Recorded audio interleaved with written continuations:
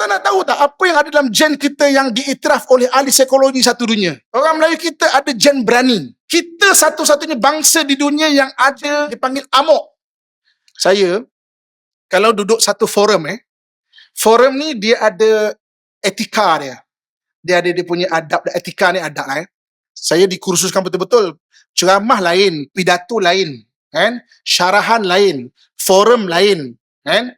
Debat lain. Dari seni-seni dia. Forum ni tuan-tuan sekalian, dia punya adab dia, kalau kita tak setuju pun kita tak boleh cakap, oh maaf saya tak setuju, itu debat atau diskusi.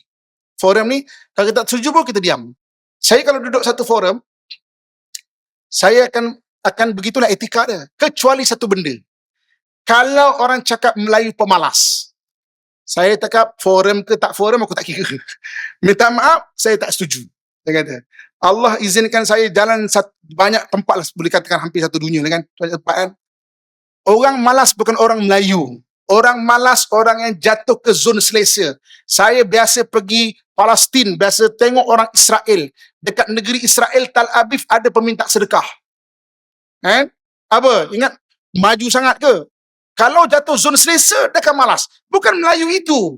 Tapi attitude yang ada pada manusia itu. Kenapa nak highlight orang Melayu? Jadi kita pun orang Melayu malas lah apa semua. Ada yang kata Melayu pengkhianat. Melayu dalam gen dia bukan pengkhianat. Itu kemanusiaan.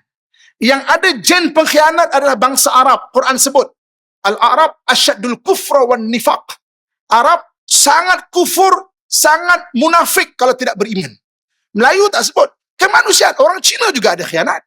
Orang India juga ada khianat. Saya takkan setuju kalau orang cakap orang Melayu kita pengkhianat. Tak ada.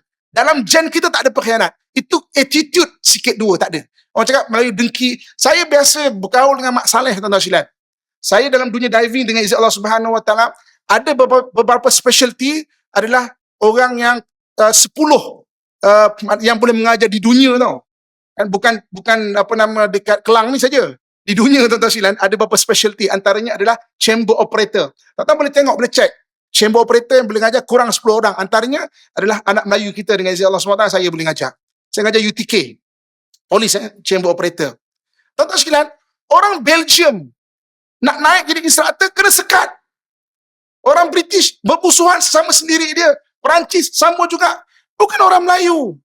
Kalau nak kata Melayu pengkhianat, bukan. Arab ya, sebab Arab Quran sebut.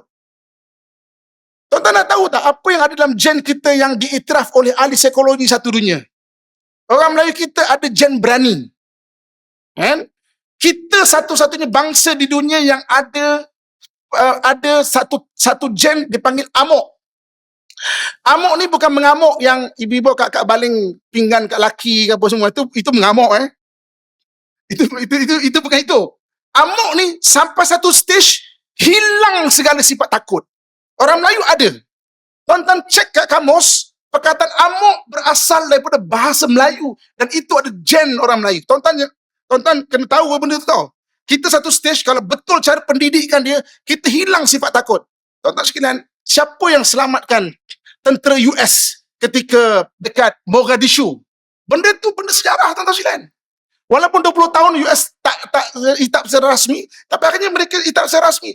Tentera dia pun penakut. Tentera kita pergi, tuan-tuan sekalian. Malbat kita tu. Tuan-tuan boleh tengok, sekarang ada dokumentari cerita dia mengenai Malbat tu. Orang Melayu kita pergi. Sampai satu stage, dia akan hilang sifat takut. Itu dalam gen kita orang Melayu.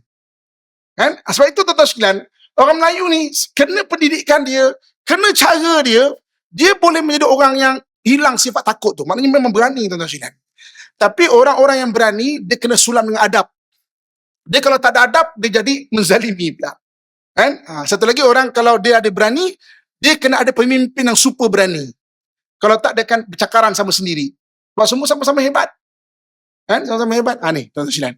Di mananya, itu ada kat gen kita. Saya bukan, sebab kita orang Melayu, saya pun bereka-reka cerita kat masjid ni, biar kita pun perasan, berani kita ni.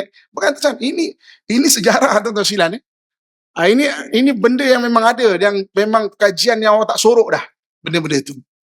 Jadi, sebab itu tuan-tuan sekalian, Nabi sebut mengenai akhir zaman yang menyemarakkan bangkit Islam daripada belah timur. Wallahu alam, tapi Suka ke tak suka, kita sebahagian daripada bangsa Timur.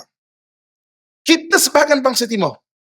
Kan? Mungkin sebahagian Pakistan, India, China mungkin, tapi kita sebahagian anak Timur.